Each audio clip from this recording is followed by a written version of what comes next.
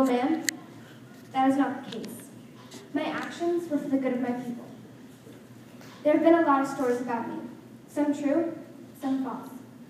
I've traveled here all the way from Cuba to tell you the real story.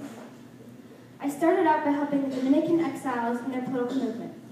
I was trying to help their country, but the Cuban government didn't like that, so they shut down the group.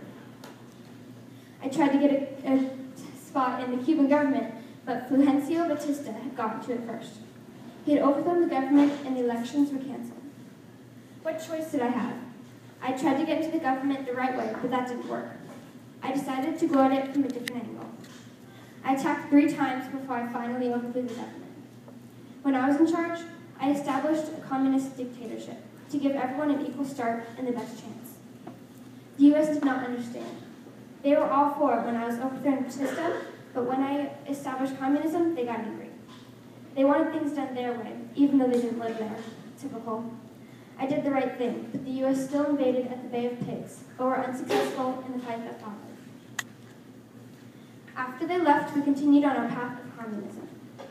You might still ask, why communism? Well, communism gives everyone the same chance or start line. Everyone here in Marin has a head start. You all live in a rich community. After high school, you get into good colleges, and after that, well-paying jobs.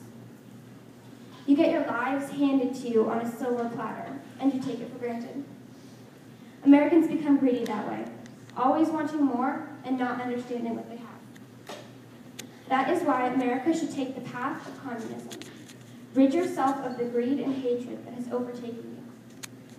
I'm guessing that most of you have walked the streets of San Francisco. If you have, then you must have seen all of the homeless people begging for money or maybe food. They are just barely scraping by. Shouldn't they have the same start line as you? Yes, I did rearrange the government, but that was so I could give my people what they needed. Now, do you understand why I did what I did? I wanted the people of my country to have the best opportunity, and that could only be done by establishing communism. Some may still think that I'm wrong, that creating a dictatorship was not for my people, but for myself. Others know that I care for my people. On our second attack, as we were going to Cuba, a man fell overboard. Some might still remember that I did not rest until I found and saved that man.